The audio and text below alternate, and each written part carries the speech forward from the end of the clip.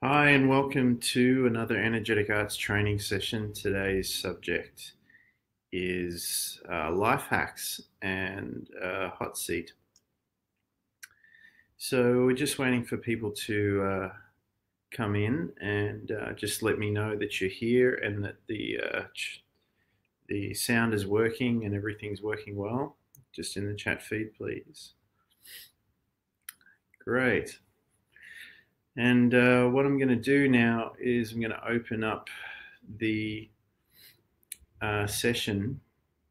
I'm going to invite, great, I'm going to invite you to share the screen, and we're going to just start working on some things together. It doesn't have to get into like a heavy, deep session, but maybe we just talk about some of the topics that we've done in the past, maybe some of the things that you've experienced and learned in your training, and and then we can just start to go from there and start to do a little bit of what I like to do is refining, and just going over some terrain that we've been through before, and maybe review it again or look at it in a different way or see how it ties into something else. So how do I do this? How did we do it last time? Just send me a speaker request and we'll open up the screen for you.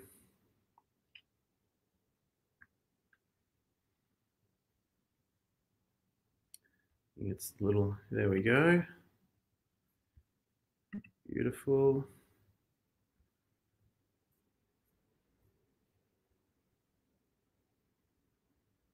No, we've lost them.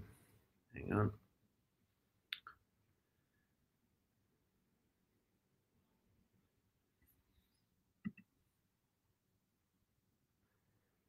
See if we can get you back.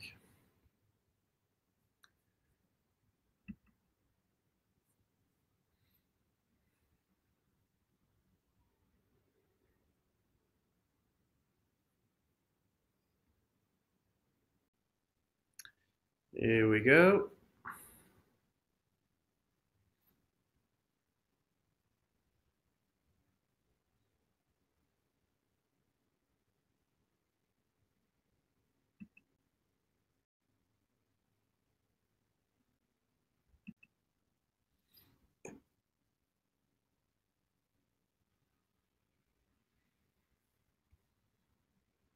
We had you. There you are. Hey, we are now connected. How's it going, Abel?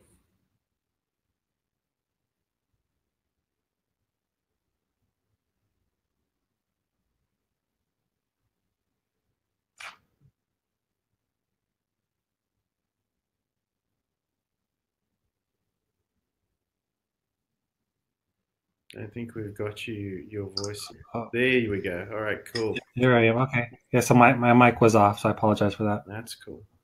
How you been? Doing great. Doing great. Yeah, It's 4 a.m. here, so I'm just a little sleepy eyed, so I apologize. I appreciate My eyes look a little heavy. it. I appreciate it. It's perfect. You're in the right state of mind to do this. Right. Melatonin's at its highest level right now. There we go. All right, so let's just go ahead and jump into this. Yeah. So the reason why I wanted to be in the hot seat is I wanted to talk about one of my meditations 2 mornings ago. It's on a Sunday morning, Mm-hmm. and as I was meditating, this happened 3 times. The first time was really light. The second time was a little bit stronger, and the third time was the one that just kind of blew my mind. Mm-hmm. So I'm sitting there meditating, and all of a sudden, I see this really bright light just hit me, just out of nowhere. And I felt like I moved, something happened, but I just continued into the meditation. This happened the second time. Mm-hmm. And I thought, well, I felt like I moved, something happened, like I said a minute ago. And the third time it happened, it was But before it happened, I was seeing this face of an old man. He had a beard, and the white light hit me again, and I felt like I traveled, and my body kind of. And it was during. Let me back up for a second. It was during Dr. Joe's pineal gland meditation, Mm-hmm. and it was the last part where I was laying down, and I got seeing the old vision of the old guy with the beard, and a quick flash, and my body just jolted on the ground really hard. And it felt like I went through space, went through time. It just felt so real. It was scary and fun, and I was, nervous at the same time. Like, what just happened to me? And so did you feel like you landed back in your body? Was that the jolt you felt, or was that? Yeah, that's exactly what it felt like. Yeah. And that was the first time this has ever happened, and it was just this weirdest feeling of I moved through space and time. And when I took my eye shades off, Mm-hmm. I had to do a double check because it really felt like I went somewhere. Well, or maybe you went. Never experienced this before. Sorry, what was that? That last bit. I'll be just laughing with you. Yeah, so I know you've been practicing quite quite consistently since we started these training sessions. So I'm not surprised you're having these. Well, what would we call these experiences? They're not the normal experiences. Let's put it that way. So, all right. Well, I've got a good idea of what I think has been happening to you, and you can either confirm or deny. It's up to you. But sounds like you're starting to get loose and able to slip out of the body and start to move beyond that space-time limitation, and then that jolt. These jolts you experience seem like you're slipping back into your body, and it sort of reorientates. It takes a second to reorientate. Is that something that may be on track? I think that's pretty close. Yeah. Yeah. And what was the connection with this guy with the beard? Who did he feel like to you? I didn't recognize him. It was just a really quick image, and when I was looking at him, he didn't look familiar. There wasn't a whole lot of detail. I just knew he was an older man with a big beard, and I've never seen him before, or that I can remember. And so, what else did you notice in that experience, apart from the man? I just felt like I went somewhere. I went on a journey, but I don't know anything more than that. It was just a really out of this world experience that I can't really describe. And it felt like it happened so quickly. All right. So, rather than try and interpret this, because like you could approach this however you want, and take whatever you want out of it. But I'll rather than speculate, I like to look at things and go, okay, well, what do you know took place? How what experiences can you confirm, right? So it's rather than going off on a tangent, it's like, okay, well, what were some of the metrics? How did you? Let's see if we can put some measurements around it so we can get a clearer picture of what took place, and where the gaps are, if that makes sense. So you said you were doing this meditation. Mm-hmm. Happened when?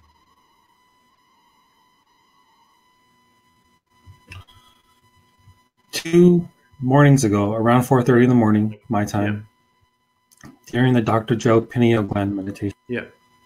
All right. So you definitely focus on on the, inside the brain there. And melatonin would have been pretty high at that stage. Are you getting any feedback through? Can you hear that sound? Yes, I hear you perfectly. I see you clearly. But do you hear that pitch? Yeah, that's my fan actually. Oh, it's your fan. Okay. So this is my point. Like, let's work out what's actually going on, and not go, "Ooh, it's a multi-dimensional being, sending internet blips or something." You know what I mean? So then we can work out Okay. what's actually going on, and how does that correspond to what you're experiencing, and maybe we can work out what this is, because we don't want to start labeling it and making it out to be something that it may not be, and we definitely don't want to shrink it down into something um, when it could be something more important, if that makes sense. Yeah, definitely. So for me, what it sounds like is you're starting to get these experiences where you're starting to get loose, like I said, and your consciousness is able to pop out of your body, and now you're starting to go places. So some people call this like astral projection or Mm. out of body experience, or even remote viewing. And so what it sounds like to me, and I may be wrong, but this person that you saw could, and if you're not familiar with them, it could be someone who's, I hate to use the word guide because there's a lot of labels to it, but maybe an instructor or someone who's starting to show you around or show you the ropes a little bit. Okay, so you did a pineal gland meditation, so you're focusing on the pineal gland becoming active, obviously, and that's the gateway to all these multi-dimensional levels. And that flash of white light, when you say it hit you, was it? Describe that to me. I'm going to use the terminology of Star Trek when Captain Kirk says warp speed, Yep. and they hit that switch, and they just, well, you're just seeing all of that's what it felt like. I was in movement and I seen that light. Did you hear anything? I don't think so, Okay. but it happened so quickly. I might have heard something, Yeah. So, and it was really but fast. Yeah. yeah. I mean, that's a common. I've heard that so many times. People see a flash of that white light flash, and that's usually just as they're popping out. So, yeah, it sounds to me like you're getting out of body, which is Wow. really cool. So, so you went there. You had your little trip. You don't know where you went or how long you were gone, and then you snapped back in your body like a bit of a jolt or a shock, sort of a bit of a bumpy landing. Yeah, the last one was the strongest. Yeah. And then how did you feel when you woke? Did you wake up straight away, or were you groggy and fell back to sleep, or what happened? I was very coherent. I felt a little disoriented actually. I just lay there for a little bit afterwards, Mm-hmm. and I just did the double take on where I was in the room, Yeah. just make sure this was my surroundings. And it was just a really different feeling that I've never experienced before during a meditation, and it didn't feel bad. It didn't. I wasn't scared, Mm-hmm. but I could definitely tell something happened, and it wasn't the normal Yeah. for my body anyway. Yeah. Yeah. So you know, I get the feeling that we do this a lot all the time. It's just because we're moving out of the part of the mind, the conscious mind that doesn't really have access to this sort of stuff. When we start doing the training, the meditations, and clearing up our thoughts and reframing our mind and changing our perceptions, we start to carry our conscious awareness into these states, into these parts of the mind. We can start to get little glimpses. So a funny thing is when you go into these, higher levels, when I say higher, I just mean different bandwidths, different frequencies of consciousness, especially when you're popping out of your body, going from space time to time space. You know the distinction between that. Do you want me to go into that a bit more, or are you pretty comfortable with that distinction between space time and time space? Maybe just touch on just for a second. Okay, so from my understanding, space time is this linear perception of a three-dimensional world, our reality, that we've grown up believing that you and I are separate, that we're separated by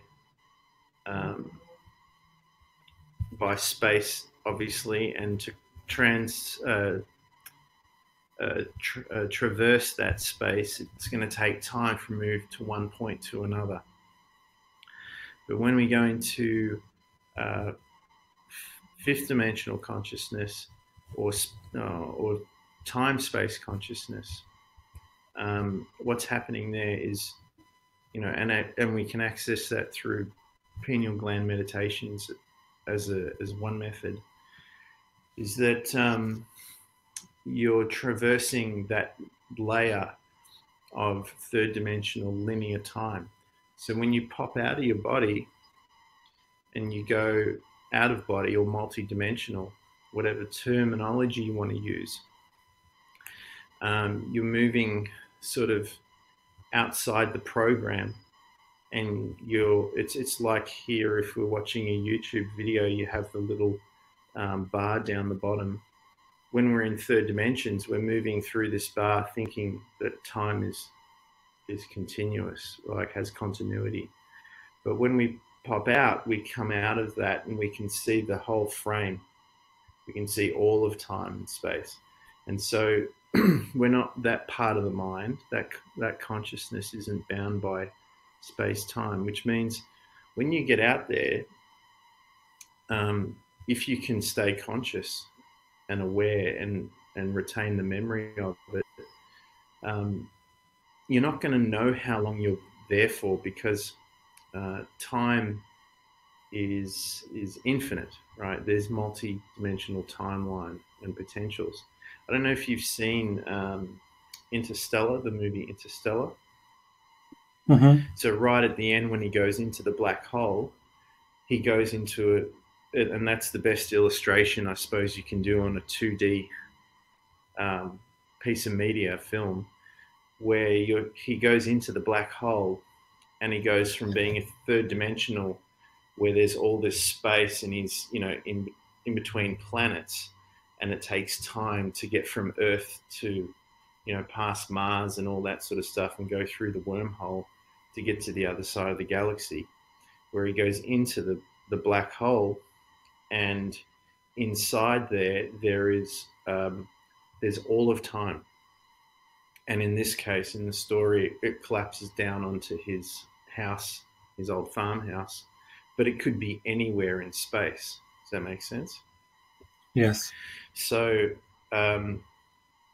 because you're in this place where there's one space and there's all this timelines going on continuously all at once, you essentially are out of time, right? There's no reference for you to know how long you're there, because every moment of all time is all present all at once, right? Mm.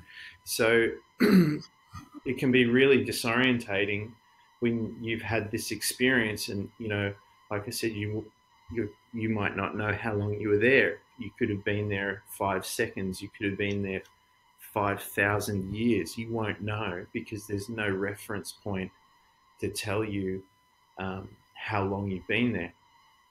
Another way of putting it is that if we come back to a really familiar illustration of time travel, which is Back to the Future, Marty and Doc are traveling backwards and forwards from 1955 to 1985, back to 1885, back forward to 2015, right? Or whatever the time frames were. And we're following the story along. And to us as the viewer, it's all happening in 2 hours per episode. But as the character of Marty and Doc traveling through time, that when they're traveling between timelines, their perception of time has no reference. So those adventures, you don't know how long they're actually taking from their perspective. Does that make sense? So yeah, it makes complete sense. yeah, unless you had some kind of watch on that says this is how long you've been in no time space, there'd be no way for you to gauge how long you're there. So this is the thing, and if you're, this is where we want to train our awareness so we can go into that and start to retain some memory, because the other part is, depending on how high these frequencies are, the more you have to leave behind to be able to access. So the personality has to be left behind. That's why I don't know if you, even in religious terms, they say you have to go naked before God, or you have to you have to kneel, you have to be humble, you have to let go of all these concepts of yourself to be able to go through that barrier, because all those things on the other side, they're gonna interrupt your experience over there. And so another way to put this is there was a film years ago, back in the 80s, with Christopher Reeve, called, I think it was Somewhere in Time. It was a love story. And so this guy started to do these meditations. Christopher Reeve's character started to do these meditations where he would get very relaxed. He would start to incubate the room and his mind throughout the day to be able to project his consciousness back in time. And at first, he would set himself a little task to give himself proof that he was there. So what he did is he would send him, I think he sent the thought back, it's been a long time since I've seen the film, but he project his consciousness back to make some sort of record, an altar in the record. So when he came back out of meditation, he could go to the Hall of Records, check it, and he would know that the record had been altered. And so that's how it started. Went to the page, and the day before it had one marking, and then after the experiment there was a new marking. And then he started to do this more and more, and he started to project his awareness back more and more. And then it became more of like a lucid dream. And then eventually he was able to project his conscious awareness there longer and longer, and start to have like another life in another time there. But one of the scenes that really stood out to me still to this day was that as he's checking, he's like been living in the past, 100 years in the past, and he falls in love with this woman, and he's spending all this time with her, and he's pretty much trying to anchor himself there to stay with her. And he's there for the longest he's ever been. And as an audience watching the movie, you get involved, and you're like, oh look, he's anchored there. He can stay there now. He doesn't have to go back to his timeline where he started from. And as they're talking about going out on some date or whatever, he reaches into his pocket and he pulls out a coin. And he notices that the coin in his pocket is from the future. And that triggers his awareness all the way back, like he almost forgot that he was from the future. And then he triggers himself all the way back to the present moment. and he wakes up in his bed. He's like, waking up from a lucid dream. And then, of course, the story is, how he gets back there and if he can stay there and all that sort of stuff. So, um,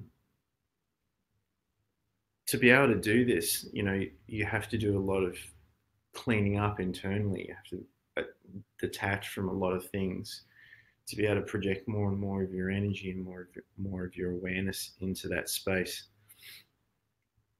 So that's why, part of the training that we're doing, is so important to get you ready for this sort of stuff. Is that making sense so far? We lost you. Well, popped out.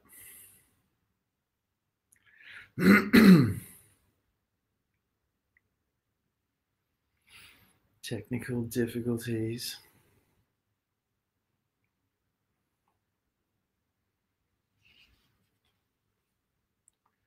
Just wait a moment. See if he can find his way back to us in time and space.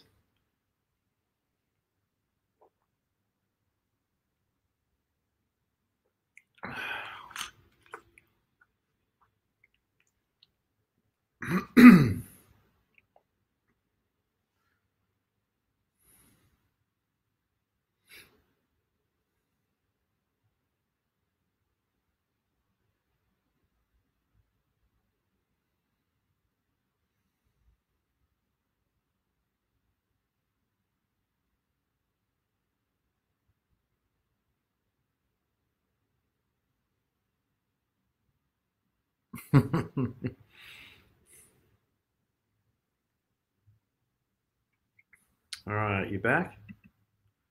You can see you rejoined the room.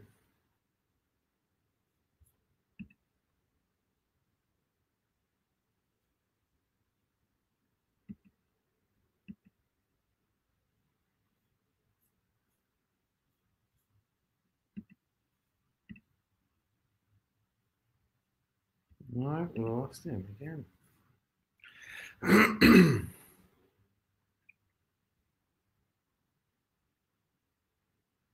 All right, leaving. Maybe he'll come back again.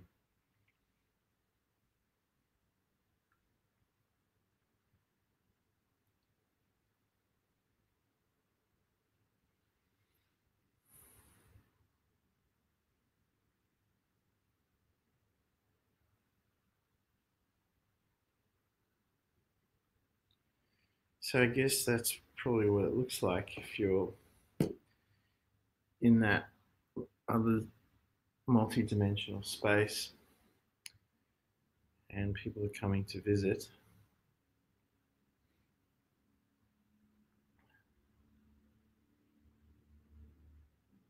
Ah, huh. Interesting.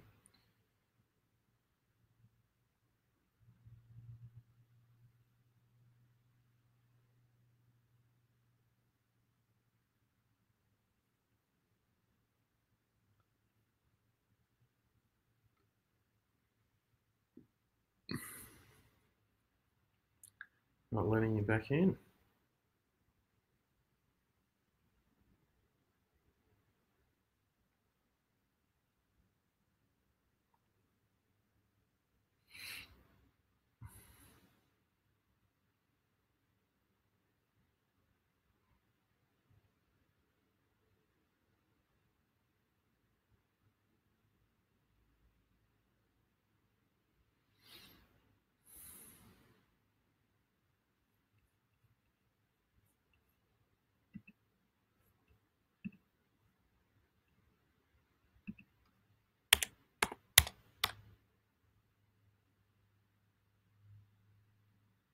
There we go. Back on. Cool.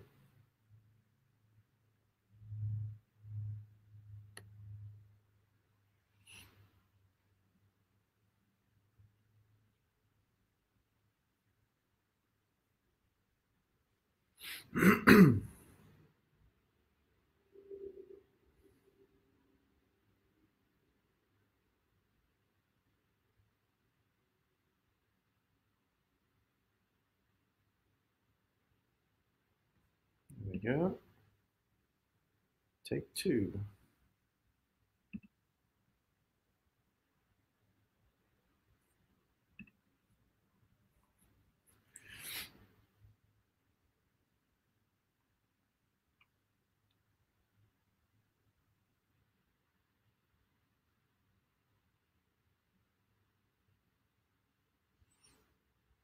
Lost him again.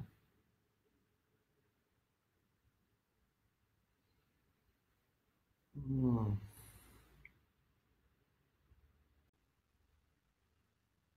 All right, here we go.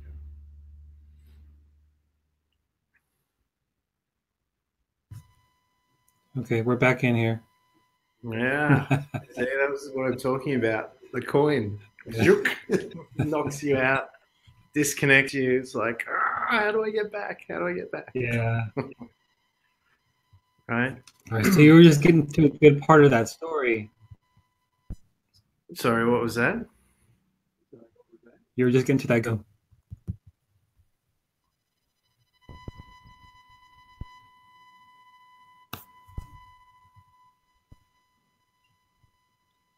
Sorry, I missed you. You dropped out for a second. Oh, I'm there. sorry. Can you hear me now? Yeah, that's good. Okay. I think we're tuned Oh. in again. Yeah, I was just saying that we missed the good part of that story. Oh, where'd you get cut off?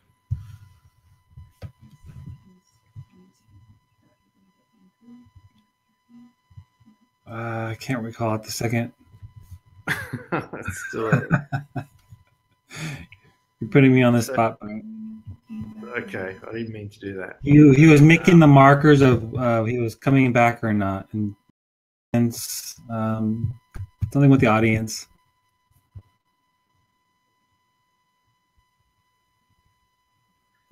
Okay, so did you get the part where he saw the coin and he got pulled out of the? No, Okay, so no. it's funny because it happened just as when we got disconnected. So what I was saying was that he he put his hand into his pocket when he was in the past, and as the audience, we were thinking he's finally made it. Like he can stay there. He's locked himself into the past, so he can live there with her for the rest of his life, and he's not going to get pulled back because the whole point of the story was he was going backwards and forwards. And he pulls his Okay. pulls this coin out of his pocket, and it's got the coin of the future there, and that triggers the memory, which pulls him out of the past and back into his present timeline. And I so see. that's what I'm saying is that when we do this type of training, it's not just about getting to those experiences. It's about cleaning your energy up and your mind up and your perceptions up enough so you're not, pulled out, or you're not locked out of those experiences, or um, you're not disconnected from them, like what just happened, right? And so it was a great illustration of what I was saying. Um, so this is why with the topic of these hacks is that sometimes we're going for this particular experience, or this experience comes to us and we'll get a little taste of it. It's like okay, you've just frozen on the screen. Oh no, you're still with us. Cool. So what'll happen is you'll get this mystical experience, and it's like, okay, was that a one-off thing? Is it something that's I'm being like there's a new door opened up for me where I can practice and go in and out? Um, what's going on here? What were the circumstances? So I like to understand what was the before and after, and then the during. And so maybe as an experiment we can repeat the practice, or maybe it's more about has nothing to do with the time of the day, or what meditation CD I was listening to that morning, or whether I was eating the right diet or whether I was drunk that night. Maybe it's about what we're focused on, or maybe it's about getting ourselves into an awareness level where that just happens naturally. And so, um, yeah, it definitely sounds like you're starting to get out of body now, which is really cool. That's a Mhm. really cool experience. But now it's like, okay, well, if I keep practicing the same thing, is that what's going to make it happen again, or is it um, was that the gateway in, or is it something else? This is where we start to work out, um, can we duplicate it, or can we repeat it, or can we put ourselves in a state where things like that are more likely to happen, so we can take the next step. Does that make sense? Yeah, definitely. So let's go into it a bit more. Um, what were your emotions when you were going through this? Do you remember any emotions or feelings? Just feeling like nervous. Mm-hmm. Yeah, more feeling nervous, and I was just a little excited to see what this was. And sometimes when you're in meditation, it's hard to focus because when you do focus too hard, you get pulled back out, or you start having these other thoughts. Yeah. I was really trying not to think, but just letting it happen. But anytime I wasn't scared, I wasn't, anything like that. It just felt like it was just a journey that I went on, but I didn't really know what happened. And it was just this really neat thing that I never experienced before. And just want to get some insight on that. And so, what else? When you say insight, what do you mean? Just more of an explanation of what it was that I experienced, um, as far as that goes. Well, it sounded like a first flight to me. That makes sense. Yeah. Have you ever had these types of out of body experiences, or something similar before in the past you can recall? I think I've had some things happen when I was younger, but so long ago that I think I was, as a kid, your imagination wanders, Hmm. and but nothing like this that I can recall. Yeah, I suspected that you probably had some experiences as a kid in the past, like it's something you've been able to do before, but maybe because life and growing up and the seduction of the physical world, you get pulled away from that and you don't really focus on it. So now that you're calming down and you're centering yourself and you're clearing everything up, these things are probably just popping up again. Like it's like, oh, you get to the garage and you see that old car in the corner that's been under a tarp the whole time. Yeah. And so for it's like, okay, you get this thing. So it's a bit nervy. You're not sure if you even remember this thing. Um, but the idea, and to use that metaphor with these types of sessions, the life hack sessions, the hot seat is like, all right, cool. And now you've discovered this vehicle there. Um, let's clean it up a bit. Let's see if it needs tuning up or an oil change or whatever it is, so you Mhm. can continue doing that. You know. But yeah, it sounds definitely like you're starting. This is really a good space to be in, where you're getting so relaxed now that um, your body's letting you go. It means you're not that stressed Wow. like most people are. That's what I get from it. Would that be accurate, Wow. or are Okay. you more stressed? Yeah. No, I'm not stressed about it, So I think these meditations have definitely helped me over the last several months. become less stressed and less worried, a lot better than what I have in the past.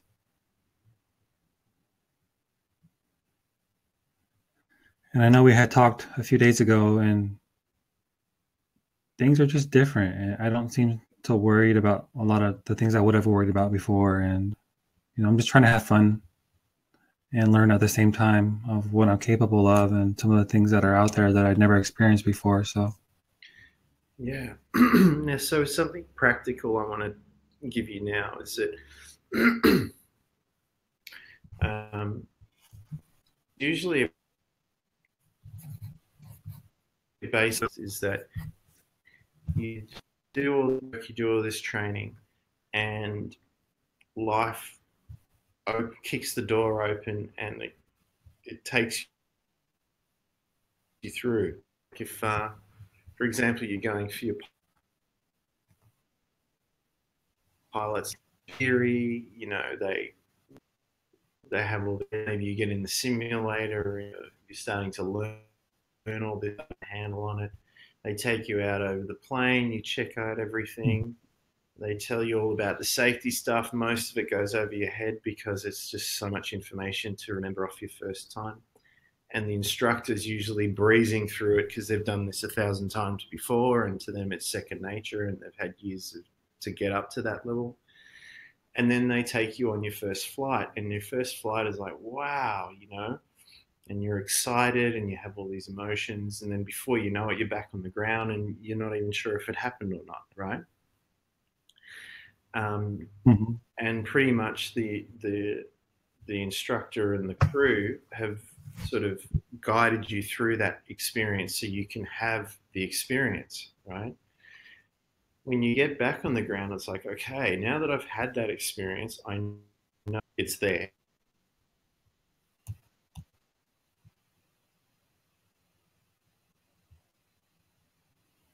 I really learned.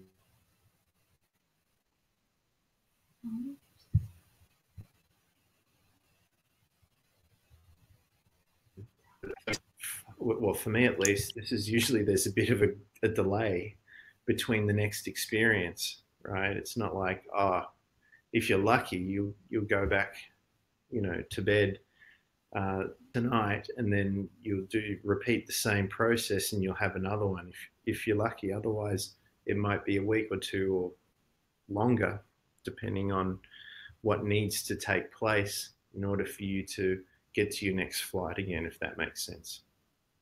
Yeah, definitely. And so, yeah, and so one of the things that's going to give you more flight time, if we're going to use this illustration, is that to be conscious of when these things happen, because excitement and fear are very similar in terms of energy, and and mm-hmm.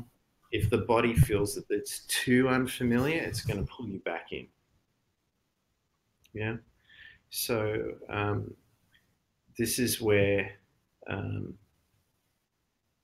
practicing how to relax, really relax. Where if we put you up to a heart rate monitor and you were beeping, whenever you came across something that would stimulate an excitement in you, that you can recognize that you're starting to get excited and then start to regulate back down and relax again and repeat that process until you can sort of tune in your state.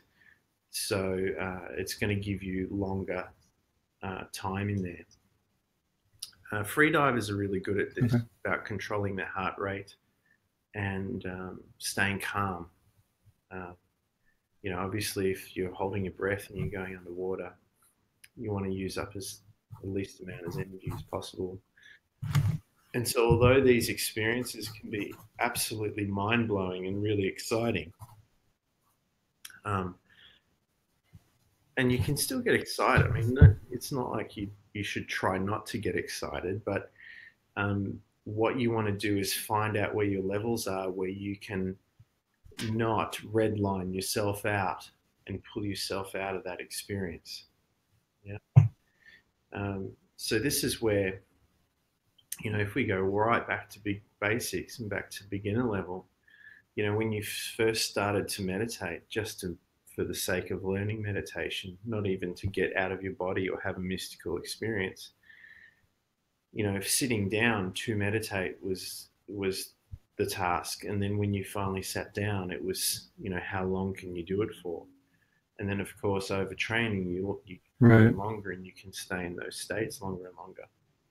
And like I've seen with you since we've been working together, and I know it's early in the morning, but I've seen you throughout the day. I've seen your state shift massively to the point where you just look really calm all the time.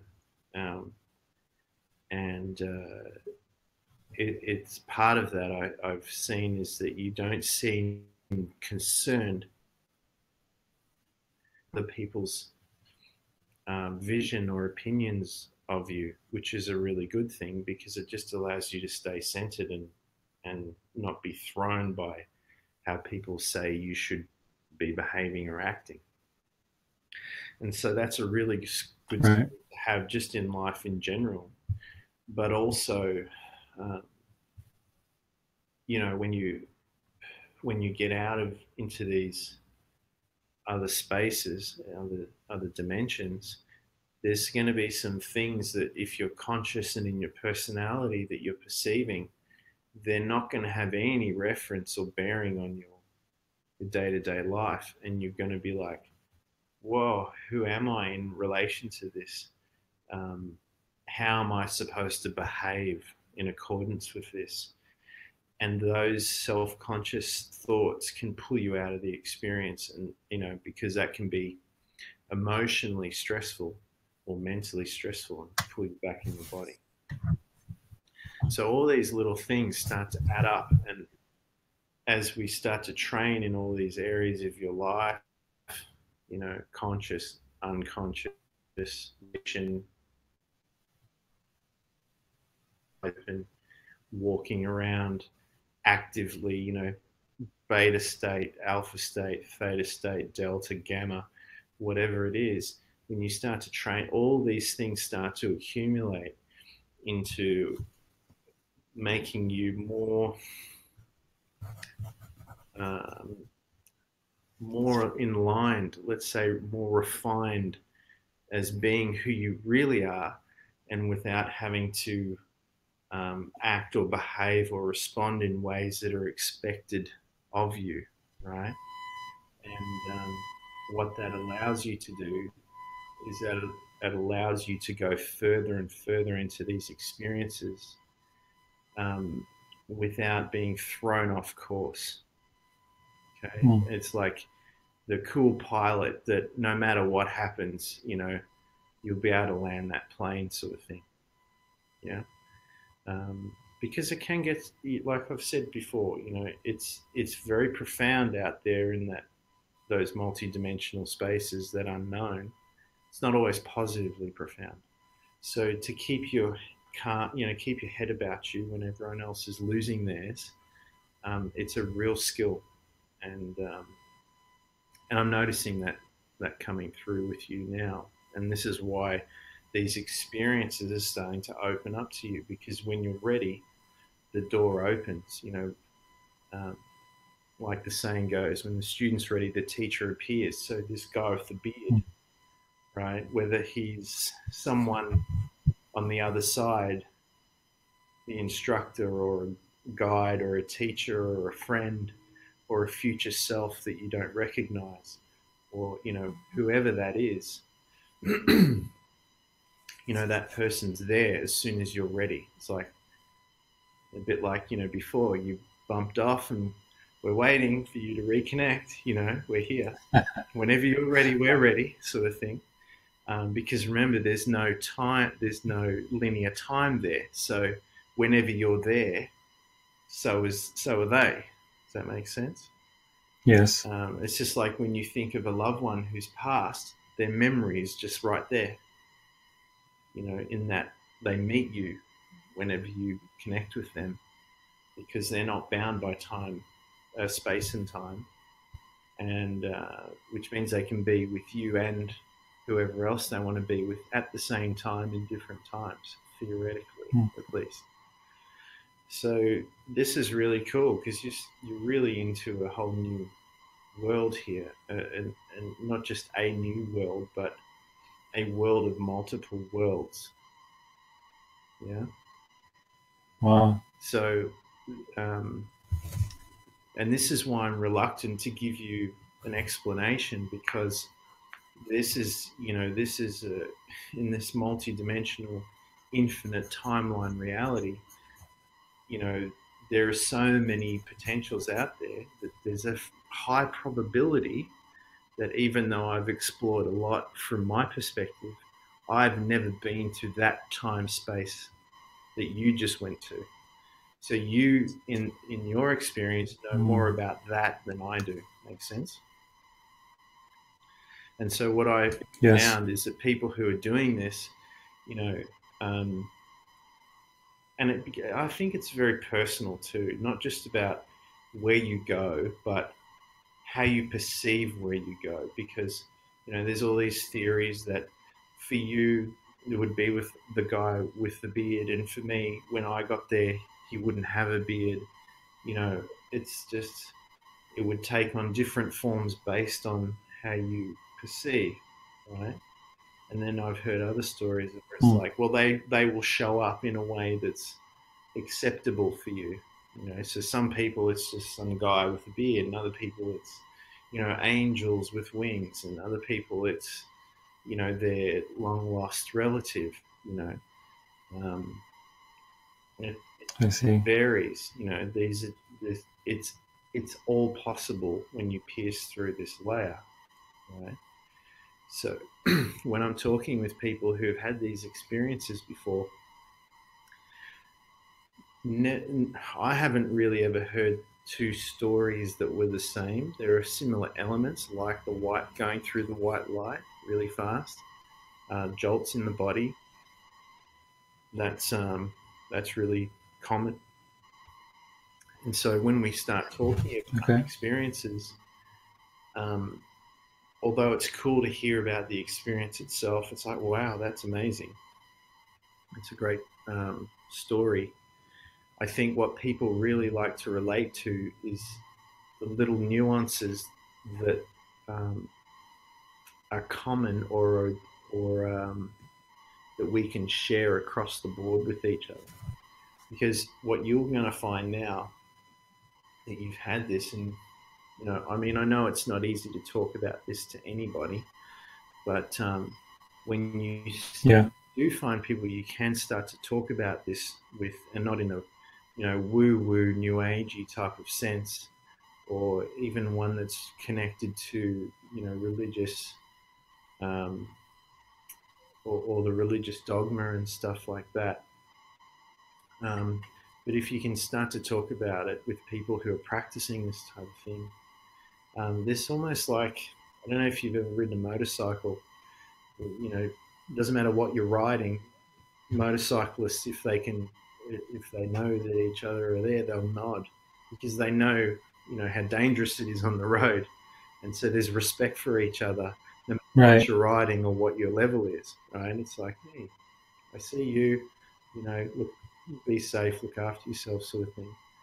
And when you can trade stories, not just like, well, this is what I did, and this is how wonderful it was, and this is how cool I am. It's more like, oh, well, actually, this technique I found worked really well for me, or this, doing it at this time of the day, or like I said to you just now, when I got excited, they would always pull me out, and I'd be frustrated because all I could think about was getting back in, which didn't help either. So now I just learn to relax, Right. stay Okay. relaxed no matter what happens, because it's all building up to more and more experience points, if that makes sense, to give you more skill in terms of tackling whatever's out there. So that's the importance of the training space. And I'm glad this is coming up now, because I haven't really had the prompting or the situation to be able to really get into this. It's not this is not about learning my way, or my um, or me telling you how to do this. This is more like, now that we're on the edge of this, because it is the edge of the unknown, and let me tell you, no one knows all of what's in the unknown. Okay, so we're all exploring this together, and this is sort of like these pit stops where these travelers get together, and you get to share little stories and maps, and you get to look at each other's setups, and not in a way to judge, but sometimes it's good to get an extra pair of eyes to see what you're doing, and Hmm. maybe they can go, hey, look, you know, your tire pressure's a little low here. That could be a problem later on. Or have you got enough water for that type of trip? Or if you're going that way, make sure you stop at that service station and fill up before, because if you after that, you're going to have a long gap ahead of you, sort of thing. So these are all really good little Right. insights to share, and that's the whole point of these sessions and these groups, is to go, okay, well, if I'm going that way, this is what I should take into account, because some of the trips that I've made have been quite long and um, Mm. quite challenging, quite difficult, right? And so um, the last thing I want to do is see people broken down on the side of the road, and not knowing what to do, having to call rescue out for it, Right. that sort of thing. Because once we are prepared, it's great fun. Stuff is It can be a lot of fun. It can be really good. And when you come back to your life, like you said, the volume gets turned way down on a lot of things that are freaking people out to you. They're just like, yeah, you know, it's not a big deal anymore.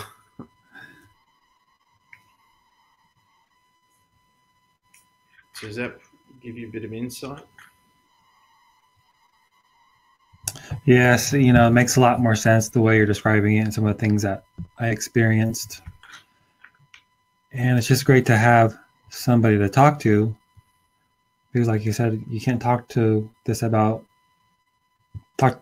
this to anybody. And so it's just great to have a like-minded person to sit here and discuss some things and get some insight. And okay, I'm ready for the next one, type of thing.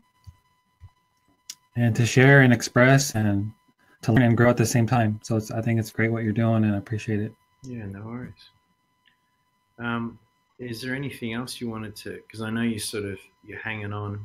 You probably want to go back and have a bit of a nap or something. But is there anything you wanted Yeah. to go into, or to have a look at, or talk about? Sometimes just talking it out helps a lot. I think that was the biggest thing. Yeah, I think that this was the biggest experience that I've had in quite a while. And who knows, maybe the next hot seat might just be something as well. So, Yeah, I sent you a few things to have a look at, and it's up to you whether you want to mhm. go into it or not. But I think, yeah, like studying this out of body stuff is quite valuable. I know it's an out there concept, um, and I know we're taught to think that it's something that only a handful of people can do, or that is it even real? But the more I've learned about these types of things, and the more I've sat with it, um, I start to learn that, at least for me anyway, is that, and it's not something I really think about. This is stuff that just pops up out of the blue. Usually when I'm really relaxed and I'm not really thinking about it too hard, is that I start to get all these memories, like from childhood, where I've already been doing this, and somewhere along the line, when I went to reach out to, my parents or friends or family, and I started to talk about it as, a kid under 10, they'll be like, oh, well, it's probably just this. And it was explained away really quickly. Um, I was lucky enough to have some parents that said, oh, well, maybe it is an out of body experience. Maybe it's astral projection. Some people are able to do that. Um, but it was always this thing outside that someone else on the other side of the planet was doing that no one knew who they were, right? And so it was always this really foreign concept that, and there was not much books on it. There was nothing in the media about it. So, and none of my friends were really talking about it, except maybe once in a blue moon, somehow fall into a conversation about something like it, and both of you were like, "Yeah, I'm not sure if I should be talking about this to you," because you know somewhere along the line I got sort of silenced, or it got explained away, or I got told not to talk about it just in case people thought I was nuts. But when you relax through all that, you probably have all these memories like, oh shit, I've been doing this the whole time.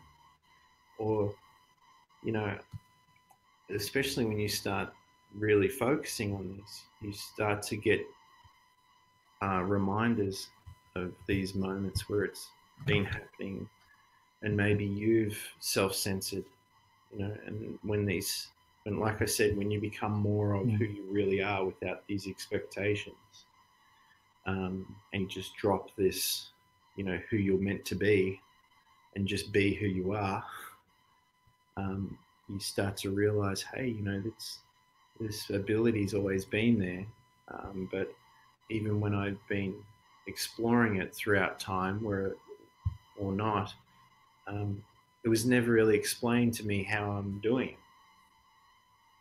it. So this is what I was saying, and I think the Q&A was that how we're shown that these, let's call them supernatural abilities, show up in the media is always from an outside perspective, and it's always in a way that's supposed to be interesting to the audience watching it.